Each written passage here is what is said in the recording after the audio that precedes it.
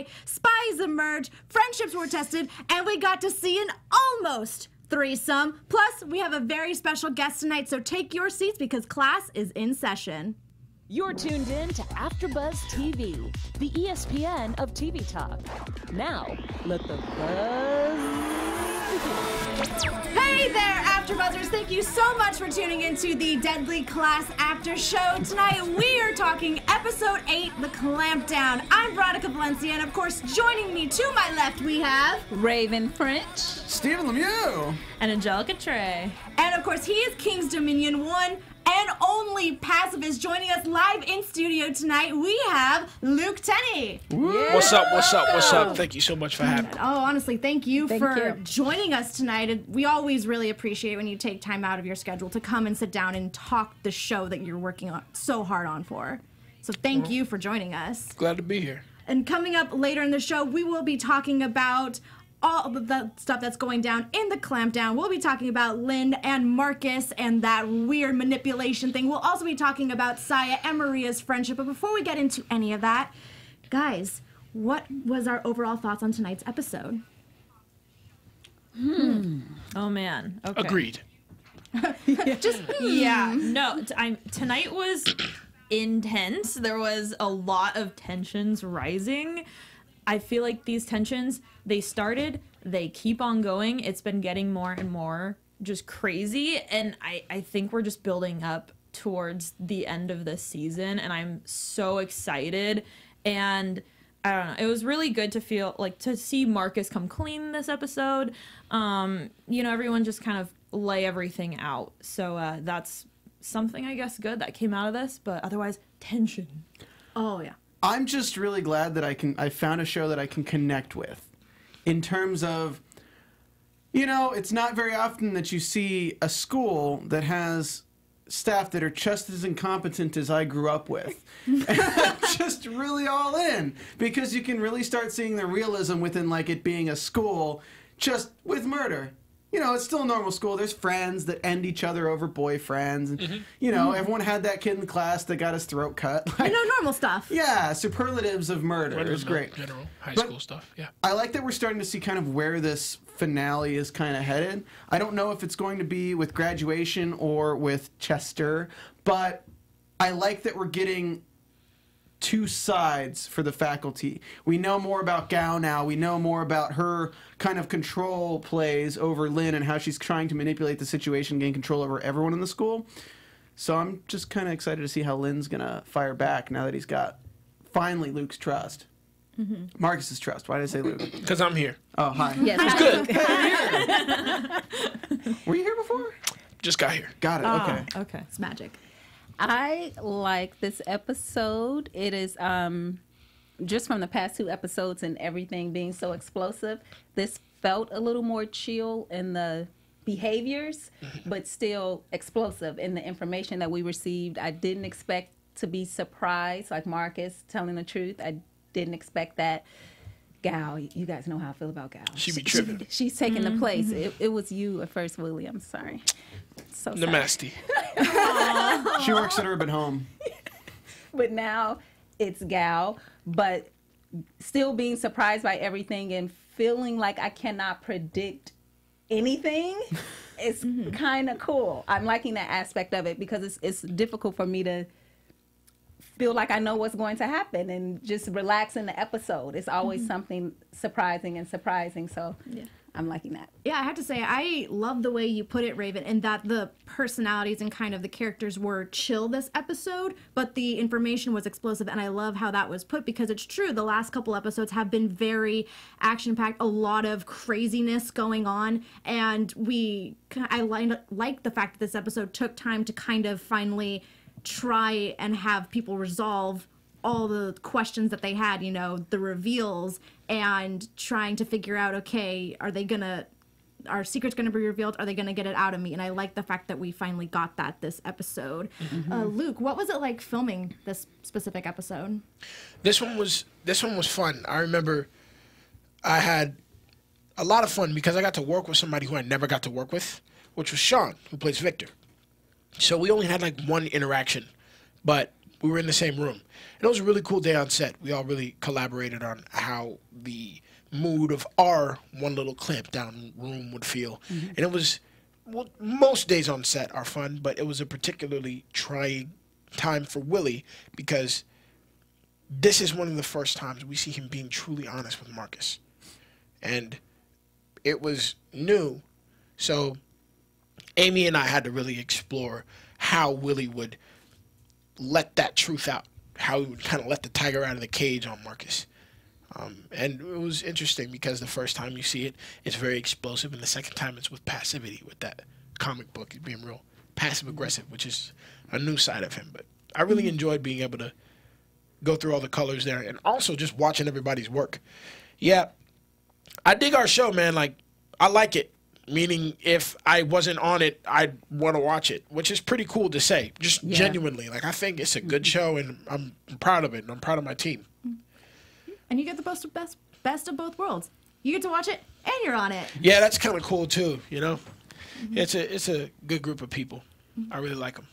And I like, Luke, that you brought up the idea of the kind of Clampdown cliques, which I think we should get into because, you know, in the beginning of this episode, they're obviously, Lim and Gao are trying to find out who killed Yukio, who killed Chico, because now there's just all these students turning up dead. So we get the cliques of Willie, Marcus, and Victor, Lex, Billy, and Petra, Saya, Shabnam, and then, I'm sorry, guys, the karaoke sidekick. Did anyone catch her name? No? Nope. I did not.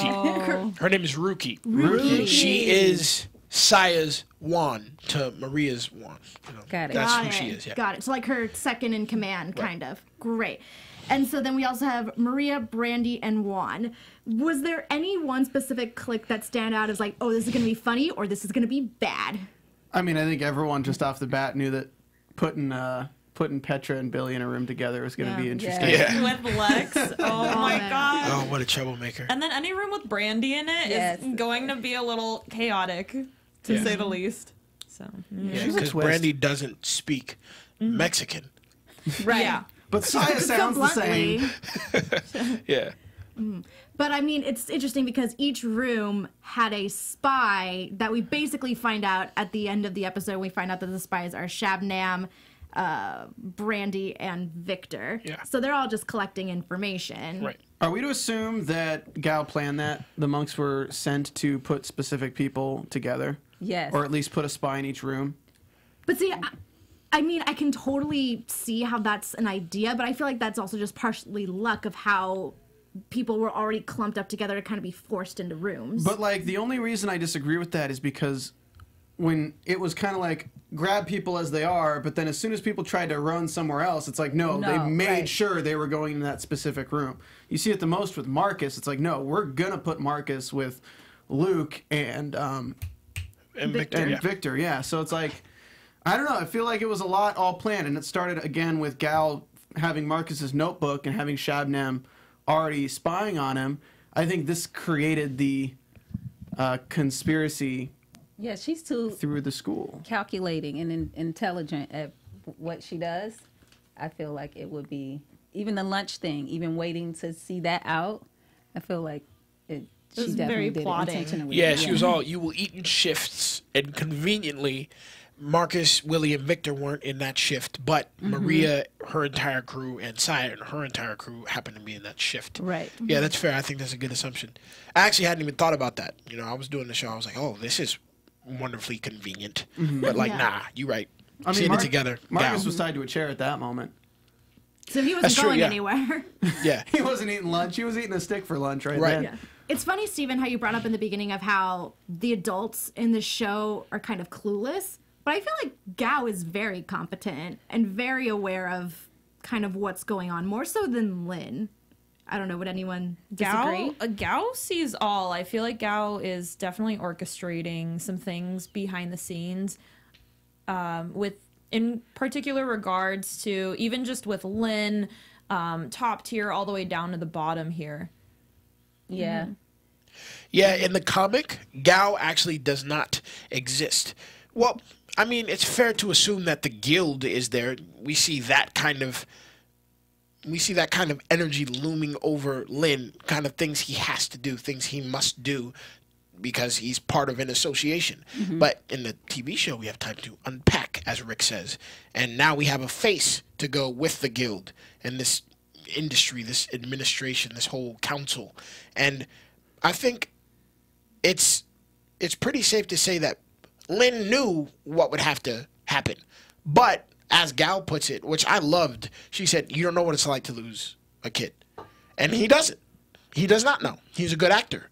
But he does not know. And I think that removes a spirit of mercy, which is why we see how ruthless Gal is compared to Lynn. Lynn does what he has to do. But right now, as you pointed out while we were watching the show, he's dealing with the fact that he knows his daughter's life is on the line. Right. So he's got somebody who has something on him. But do we think that maybe he almost lost his daughter in some way, shape, or form? Or was a and maybe that possibility. was a catalyst of why he kind of put them into hiding? Or he just always knew, I don't want them to be a part of the guild, so I have to put them into hiding? I think it's that. Unfortunately, I feel like because of his relationship with his sister and knowing what Gao has been through and what happens, and it's like blood is born into the guild, he took the oath already. I think he knew that regardless of anything, he needs to get his daughter out of it. So he probably faked their deaths, probably hired the hit team that did it, and then killed everyone involved just to protect his daughter. Because as much as Lynn is altruistic and he wants to like help Marcus and he wants to like help these kids to actually develop the rats into something greater than just being fuel for the legacies, I still think he has something dark there. And I still think he's had his fair share of violence and blood, and I think we're going to find out his backstory before the end of the season. I hope. Yeah, I know me too. we've been focusing on the students a lot this season, and this is like the first true episode where we're like, hey, let's introduce a lot of the stuff with Gao and how much Gao and Lynn are at odds, and how much they're kind of creating their own team of people. Also, what I really found interesting with Lynn is we didn't know before how much he knew about Marcus's past. And now I think he knew before Saya that Marcus didn't kill those kids at the orphanage, because he already had the footage from Marcus's family. He already had all that, and that was the last question he asked because he knew it was going to have the tell. He knew that Marcus is going to be lying. He has to figure out, all right, which one is he solidly lying about that I know he's lying about? Let me figure out what the tell is through that. Yeah, and early on, I thought Lynn was. I said, why does it seem like he knows everything and then knows nothing? And then when what happened with Marcus with the video footage, I thought that initially. Then it seems like maybe he just gives information when it's needed. He's not like Gal who just shows her hand. When I need to show you, I'll show you, which is more deadly to me than a person like Gal. Is Gao showing her hand though? She definitely throwing that power around. She's throwing the power Everywhere around. she goes, she's just throwing. I feel like once too many people know, like how the students can come to her and now she has this like you can't rob a bank with everyone. I feel like once too many people know, that's showing your hand, even if it's to that group. With Lynn, he just moves how he moves. Moves in silence. But he moves. I would argue that silence is more powerful. Yeah. Yeah. I mean, I always loved Roosevelt's walk tall and carry a big stick, or speak softly, carry a big stick. Thank you.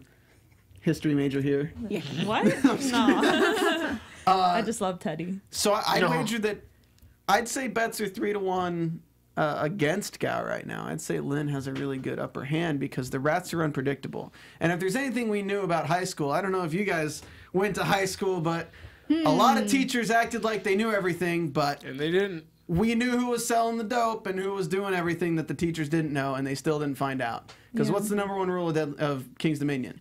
Don't get Don't get caught. Exactly. So Gao may think she knows everything, but you got Chester, who's a complete playing piece that she doesn't know too much about. And I don't know how Shabnam's going to react when the person who's saving his family is going to be Marcus. Well, Mark. Oh, yeah. Well, I don't know. Marcus kind of got a trip this episode, too, with all of the imagery of his family. And wasn't it interesting? Because didn't a few episodes ago we kind of get to hear from Marcus how he's kind of numb, how seeing his family doesn't affect him anymore. But obviously seeing those childhood memories and footage really did have an impact on him, so much so it caused him to confess. But how is he going to do that? Like, he dives into his memories through his notebook. It's a very different aspect to like read your diary entry from September 11th, 2001, for instance, and watch footage of it. It's a very different feeling. And I think that we were talking about during the watch along, like, why didn't he just close his eyes? Or was it might have been during the after show. Why didn't he just close his eyes? Like, He wanted to. but He wanted to see it. That's what I think. exactly, Yeah. like, What he didn't want to see were the gruesome images, but of course he didn't know they were there. But yeah, I think he absolutely wanted to see them, which is why. And I think Ben's really good at this. One, he pretty, so you watch him closely because he's nice to look at. But two, he draws you in with his eyes. Like, he really knows how to work that. You know, like when he's watching, you're watching someone who's so interested. And I think that kind of hypnosis carried over onto the screen pretty well. Yeah, it looked to me like he wanted to. He was just locked in. It was a moment of him feeling alive because it was probably the closest he has to the closest connection he has to his parents in a very long time. I would say. Yeah. And the big thing too, I believe he mentioned in I think the last episode, is that he did like to reflect on that stuff to feel again. Yeah. To reconnect with that. And so that was Lynn's sort of playing card to get that information out of Marcus. And furthermore, just sort of, I guess in terms of Marcus, Lynn also played on the fact that Marcus's biggest fear is being alone, which we've already referred to, everyone's deepest fears. So Lynn was just playing dirty in this one, and he was going for the truth here. I mean, I'd say this episode was a lot about intention behind the characters. And what makes them tick. And right now, it's like Lynn dives deep into Marcus just as Gao is diving deep into Lynn right now. And then you have the same thing going on with El Diablo, with Maria and Saya and I can't remember his name. Yukio. Juan? Yeah. Yeah. So like everyone's just kind of playing each other, and Gao's just appearingly, seemingly the mastermind. But what I really liked about Lynn and Marcus's dynamic here is that Lynn knows way more about Marcus than Marcus knows he knows about him. And Lynn doesn't want to reveal that, so he uses it as a torture method, really. But what's he really doing? He's like kind of revealing that he already knows he's lying. Just tell me the truth so I can handle the situation. And that's true power, to go, oh, I know the truth, but I want to hear you say it. Like, that's gangster. But it's also it's establishing a relationship with Marcus that's basically getting him to his side, even through a negative means.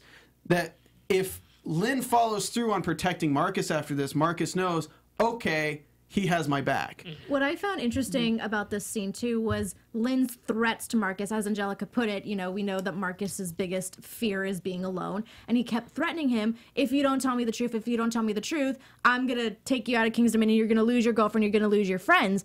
I don't know about you guys, but I feel like Marcus might lose either way, because if he confesses, which he ultimately did, he's gonna lose trust, you know, like, because then they're gonna possibly be going after them because they don't know that Lynn is trying to help them. So if he says, oh, Maria killed Chico, and then Maria killed Yukio, because he knows that Maria killed Yukio, and he knows that, oh, all Billy and Willie were at this in Vegas, you know, I feel like he loses either way. But I don't think I don't think Lynn knew if Marcus has been bought out by Gao yet.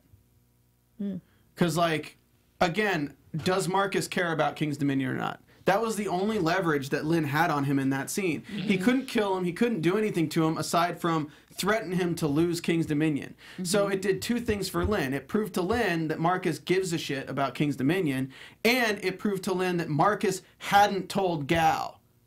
So, like, those are really two important things for Lynn right now in this kind of part of the game, because now Lynn knows that Marcus is at least his chess piece for the time being and hasn't betrayed Lynn's best interests.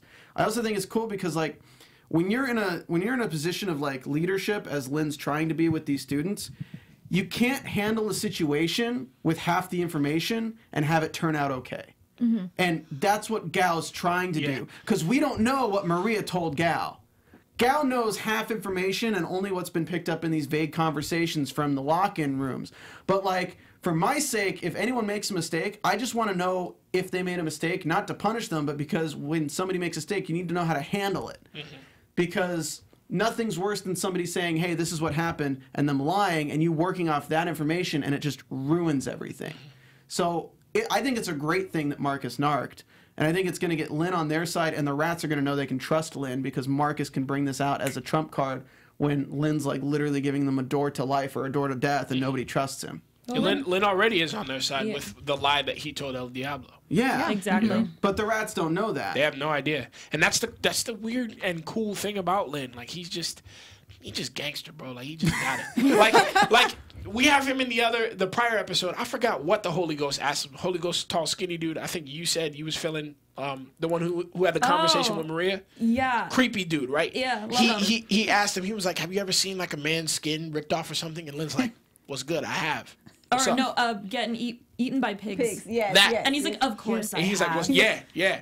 And then he's in this chair with Diablo, and he's so like hurt.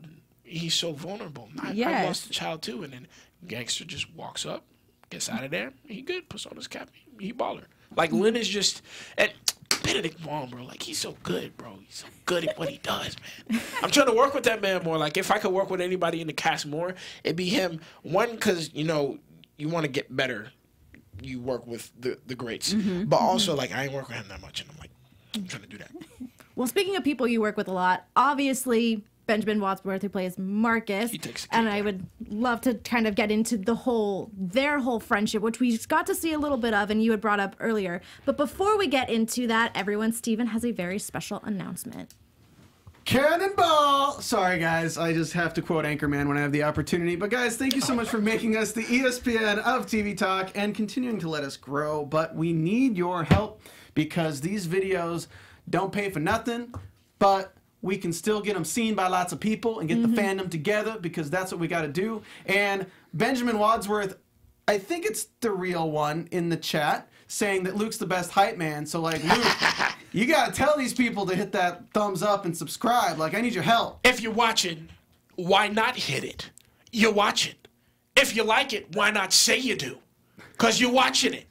So push the little thing and push the little subscribe thing because you don't want to miss it. And plus, they review so much stuff. I was just learning that these lovely people be reviewing anime, and I don't know if you like it, but I do. So when I get back to the crib, guess what I'm doing? Like, subscribe. Do it. Do it.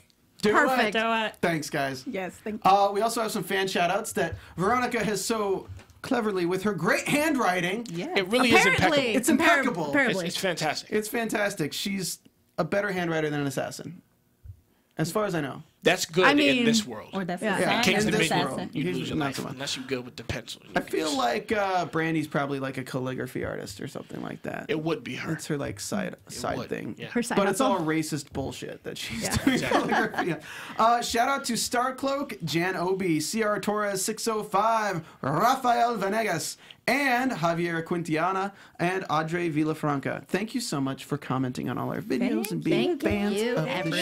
show.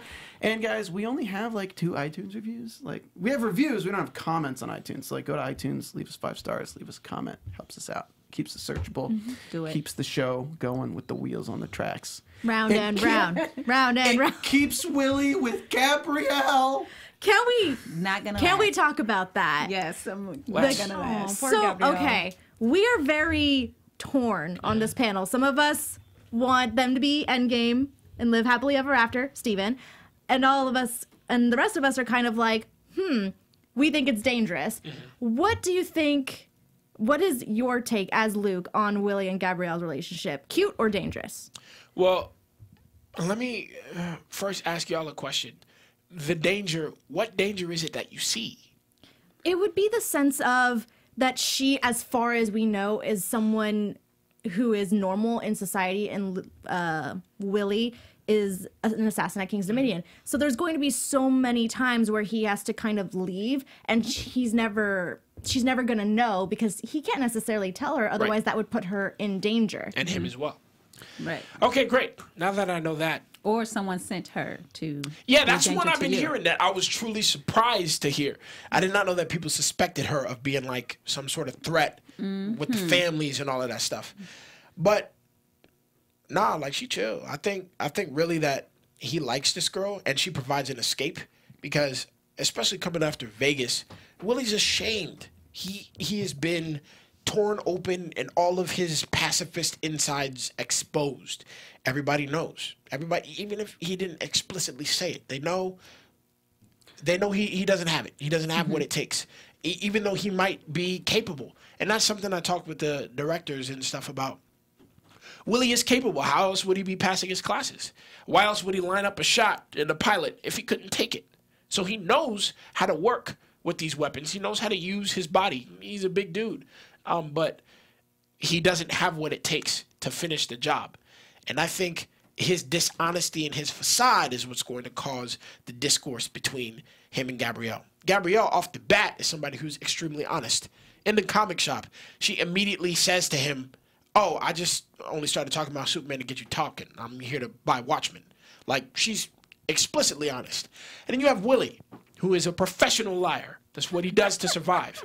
So I think that this whole truth and facade thing is what's going to cause them to crash if they do. If they end up working, I do think that it would be a genuine thing. I do think that these two people really care for each other. They see something unique and similar. They see a heart. They see righteousness and justice in one another. But, you know, all you just said to me right now is that Gal's going to find out about Gabrielle and make Willie turn. Ah, interesting. Like, turn in the sense of, like, leave her? No, like, linchpin, like, hey, Lynn, I know you have your daughter. You know, we can just do things with that. Just letting you know. Now, just go do what I need you to do. Right. Willie, oh, I see you got a new girlfriend. Great. She's dead unless you tell me what the deal with is Marcus and get me on this. Mm-hmm. So Marcus told Lynn everything, but we need somebody within the rats that's going to tell Gal everything. Mm-hmm. And you're saying that's his weak point. It's his weak point. If everyone kind of knows you're a pacifist, she's your new weak point. Especially if she's not a spy. Right. My big worry with Gabrielle was that she clearly is getting very disappointed with some of Willie's lies. She can tell she's being deceived, and white roses. I'm worried White her roses. because what if she goes snooping? What if she goes over to King's Dominion or finds something, asks too many questions? Poor Gabrielle. She's just trying to look for love out here. You know, so yeah, I'm worried for her. This is fascinating to me. This is so cool. Like all of these ideas, I never even suspected. It's really cool because I just kind of know what happens from here on to the end of the season. Like I don't know much more than you guys right now, but it's really cool where the mind can go. I really think that your ideas are so logical. Like wow, I hadn't even considered that. But I will say that what's going on between Willie and Gabrielle, I believe is authentic, but there is definitely a cost coming. Yes. Definitely. And shows like this, it feels like we would love it to work. We would love you to have love. Wouldn't that be great? But either you guys will be pinned against each other and you may have to kill her, or she's a spy, or you're putting her in danger. Can I ask? Sorry, I don't mean to take over. I just want to ask, like, honestly, your opinion, Veronica, Raiven, Angelica. Because we've already seen Willie in the position where he had to save Marcus and he couldn't do it. Mm-hmm. If Willie had to be the one to pull the trigger on Gabrielle to save all the rats, would he do it? See, it's funny that you bring that up because I was going to ask something very similarly of because as you had mentioned, Luke, there's a cost to come in this situation. If Gabrielle dies, would Willie take revenge and be okay enough to kill? Because of that genuine connection he felt. Push him to cross the line. Yeah, we've been talking about that on this panel. Is like, what would ever be the catalyst to make Willie kill someone? That's why I did like a phone interview yesterday, and somebody asked me 3 words to describe Willie, and one of the first ones that came to my mind was inconsistent. I can't follow him. And that's what's strange for me, because a lot of actors I see are like really emotional and they can dive in and really see like why these characters do these things. I just kind of open the script and I'm like, huh, okay. And I just try my best to figure it out. And I see so much inconsistency with this young man. This dude immediately, like the only time we've seen him be relatively violent was when Chico was about to murk Marcus at prom. And what does Willie do? He steps right in, lays his hands on him, and knocks the dude into a food table. Like, oh, shoot, okay, Willie. And Mr. Nonviolent is over here, okay, protecting.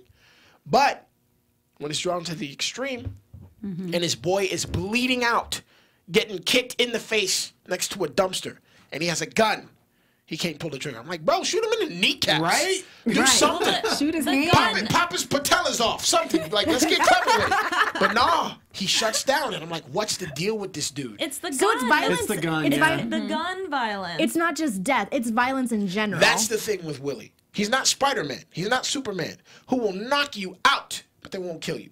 He doesn't like violence, period. Yeah. And also, That's what's difficult to explore with this dude. Something's I gonna push definitely, him. yeah, I think so, and it's obviously reminiscent too of his backstory as well with his father, the gun violence going. I think drawing to that. At least that's sort of what I pulled from it. Do you relate or do you love violence? Well, I mean, from my perspective, if somebody hit me in the face, they're getting cold clocked. You know, like that's how I grew up. My dad actually, he taught me very specifically, and it was one of the most unique experiences I've ever had in my life. He was like, I was having trouble with a bully at school, and she was female, and she was very physical with me. Wow. She would rough me up, and I told him, I said, Dad, this girl, she keeps messing with me, and I don't understand what to do because we don't hit girls. He said, son, you don't let anyone put your hands on you. I said, but Dad, we're not supposed to. He said, son, you don't let anyone put your hands on you. My eyebrow raised. And he said, you go to school and you let her know. You say, if you keep physically hurting me, I will not accept it anymore. And I will retaliate as hard as I can. So you are not to touch me. I was like, okay. So I go to school the next day. I'm not nervous anymore. And I see this young lady. She pushes me. And she like starts messing with my head and all that stuff. And I'm like, okay, Destiny, here's the deal. The name. If you, yeah, that was Called your name. out. I said, if you continue to put your hands on me, I will retaliate as hard as I possibly can. She never touched me again. Standing your But ground. yeah, that was the thing. I don't know if my dad actually would have been okay if I just hauled off and just laid this girl Right. out. But I do know he told me to. So that's how I was raised. There is no exception. Race, creed, gender, this is true equality. If someone puts your hands on you, you defend yourself. Now, the scale at which you do, like you're not supposed to get on top of somebody, you know what I mean? Right. But you make sure nobody puts your hand on you. That's how I was raised. I strongly believe that to be the case. No one is an exception. No one gets to do anything because of where they come from, whatever race, creed, gender, religion, whatever. No one gets to do that. Willie is very different from me because I would not accept it. I would use my words first, but push comes to shove, I would then use physical means to remove them from putting their hands on me. But Willie, for some reason, it seems to be more about something moral. It seems to be a pride thing. He says, I swore I wouldn't live like my father. And that's what it seems to be. It's I won't, I can't. But when he was that little kid, he lit them dudes up. He did it. So he has the capability, but something is blocking him, and I think it's pride. Do you Right, think to he'd not take do a it. beating before he even fought back? Oh, absolutely. That's something that I could connect with because I remember being in the locker room in football and people saying like, "Oh, I'll mess you up," and I'm like, "Let's settle this stuff on the field." And I was like, I don't think I'd be able to hurt a teammate like that. Like that wouldn't be good for morale. I didn't know if I could fight, but I was that confident. I was like, I'll knock somebody out, man. I didn't know, but that's just how I felt. But yeah, Willie, I think it's that pride thing. He's just I won't give in, and it's costing him something. Well, I mean, speaking about taking a beating, let's get into a little bit of Saya and Maria's relationship. Do we think it's over? Do we think there's any shot of redemption That's for a real Maria? question right there. I mean, okay, it's definitely been building a lot of tension, and it's definitely on a bit of a decline. But I think they still obviously love and care about each other. There's just a lot of miscommunication here. That's exactly what's going on. Exactly. So while I think there's going to be maybe a few more tiffs, so to speak, maybe more altercations, I don't think there's going to be a complete, turning on each other situation here. Yeah, and I think Saya showed it today. She saved Maria's life. And Maria has the highest stakes right now because of Diablo. She has she has a lot she's just trying to save herself, and she was she was given a lot of responsibility she clearly didn't want, and she's trying to use this opportunity to save her friends. It's just very misguided. Right. Yeah, Maria is definitely going through some turmoil right now, you know, between going off of her medication, dealing with the loss of a friend, dealing with Diablo on her back. There's a lot going on with her, but I definitely think at the end of the day, Saya and her will still take care of each other. They still care for each other, but there's some trust issues going on. Yeah. I think it's going to take Marcus breaking it off with Maria, or saying take your pills or we're done, or something like that, to kind of repair that relationship. It's gonna take Marcus leaving Maria for Saya and Maria to be okay. Yeah, I think so, because I think it's not a good relationship, and it's based on her being like one extreme to the other extreme and not healthy. So I feel like Saya needs her to get right, and Marcus isn't helping the situation because all he's doing is bringing chaos into King's Dominion and into Maria's life.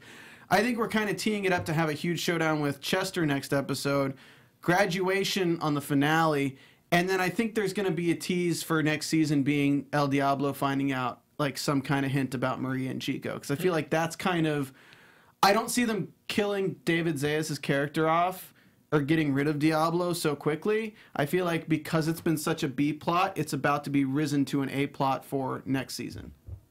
Can someone, what is the consequence when Lynn did not tell the truth to Diablo? What is the consequence for the truth? Is it just Maria, or will something happen to the school? Will Diablo come down on the That's school? what I'm thinking. He's trying to come for what Lynn has, because Diablo has the cartel. That's his thing. Lynn's gang is King's Dominion, it's KD. And it sounds to me like that's what's going on, which is why I dig this show too, because when the adults are talking, the air changes a little bit. Definitely. And I think here with Lynn he's a fairly paternal character right now. He's playing that protective side of things. I think if Diablo did find out, there would be a lot of deaths, a lot of blood on our hands. Diablo is mourning the loss of his child, and he's out for blood. As we all saw, he's still out for blood, and there's going to be a lot of bloodshed, and I think Lynn is just trying to protect his students. It makes you kind of think, when are you ever satisfied? When is your revenge ever? When are you ever satisfied with your revenge? Like, how much is it going to take? And that's a big question here, just along with this show, is when you lose somebody and, you know, you're mourning, is there any way to sate that? Is there any way to sate revenge? We see that, we saw that last episode with Marcus, you know, just talking between him and French, you know, about, will it just go to the top with the president? Is it all the rich people?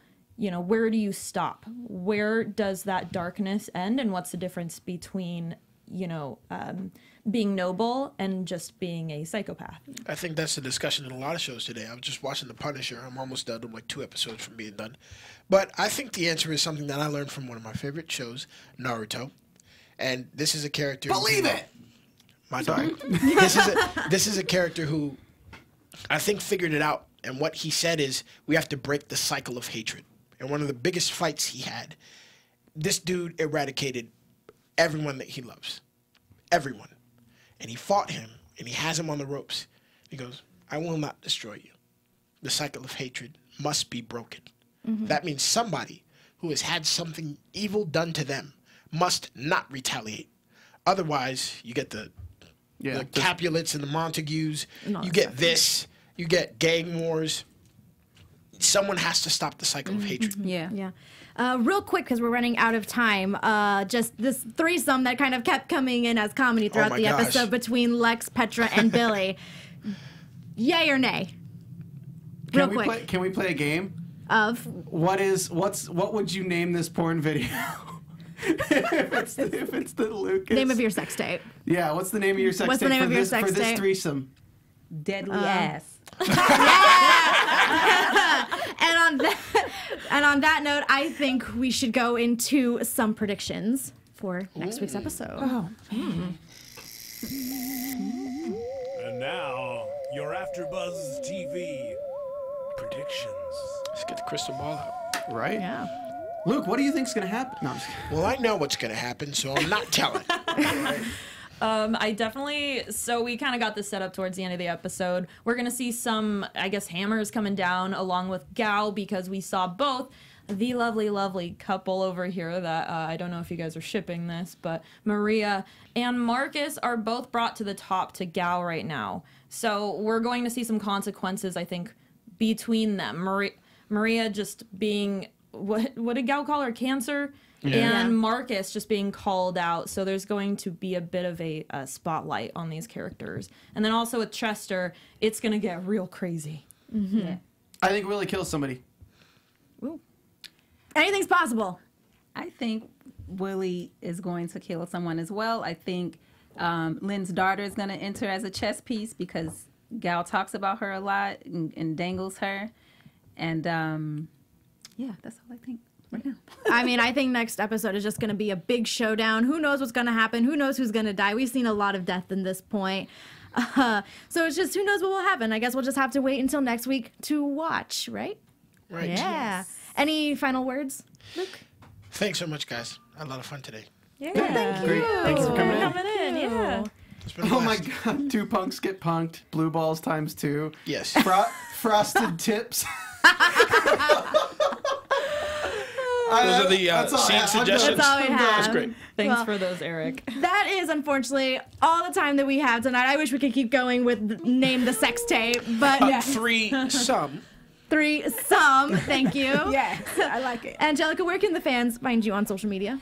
You can find me, and everyone else can find me, at Trae on most platforms. That is AYYTRAE. You guys want me at Stephen Lemieux? Raiven French on all social media. And Veronica Valencia, you find me on Twitter and Instagram at It's Me, Veronica_V. Luke, where can the fans find you on the internet? At Luke.Tennie. Again. And thank you again so much for joining us tonight. We really appreciate it. You added so much insight to your character, and we love discussing the show and loved getting your insight as well. Thanks so much, you guys. It's been So, a blast. Thank you. and thank you, Deadly Class fans, for tuning in. Be sure to tune in next week. Bye. Bye. Our founder, Keven Undergaro, and me, Maria Menounos, would like to thank you for tuning in to AfterBuzz TV. Remember, we're not just the first, we're the biggest in the world, and we're the only destination for all your favorite TV shows. Whatever you crave, we've got it. So go to AfterBuzzTV.com and check out our lineup. Buzz you later. The views expressed herein are those of the hosts only and do not necessarily reflect the views of AfterBuzz TV or its owners or principals.